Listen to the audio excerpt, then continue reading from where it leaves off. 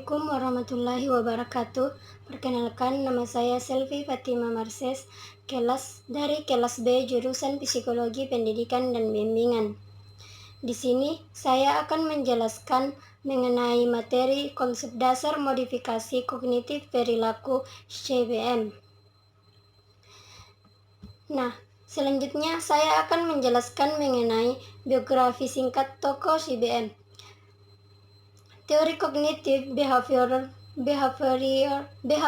modification atau CBM dikembangkan oleh Donald McCampbell menggunakan teknik terapi yaitu self-interactional yang pada dasarnya adalah proses merestrukturisasi sistem kognitif klien.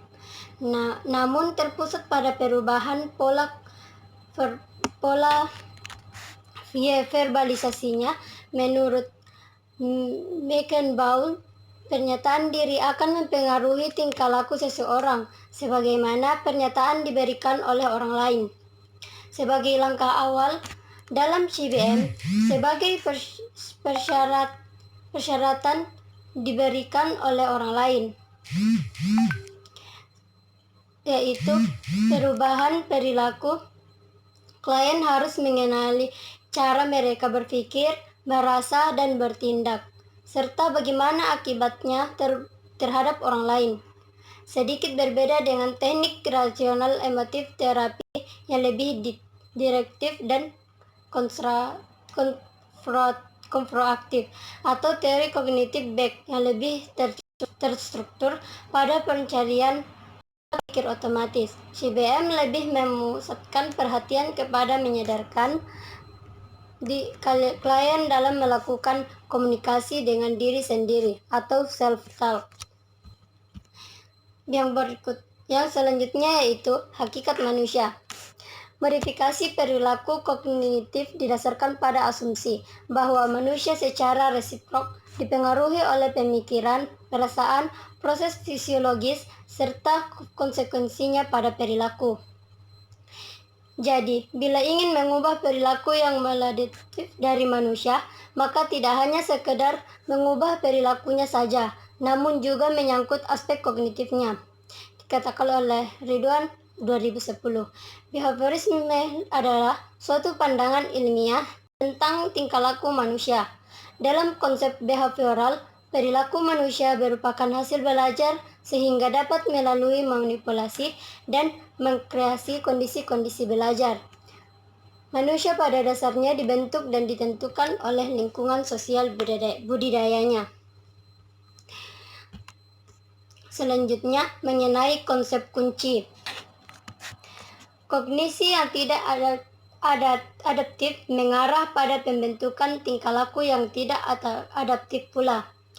Peningkatan diri yang adaptif dapat ditempuh melalui peningkatan yang positif.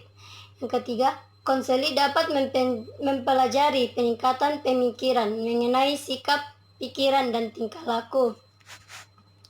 Selanjutnya, tujuan CBM yaitu 1. Mengubah perilaku yang tampak maupun tersembunyi dengan mengklasifikasikan metode kognitif dan metode perilaku. Yang kedua, proses yang terdapat dalam modifikasi perilaku kognitif, emotif, rasional, latihan penurunan stres, latihan pengolahan kecemasan, kontrol diri, dan instruksi diri. Nah, selanjutnya mengenai teknik kognitif behavior modification.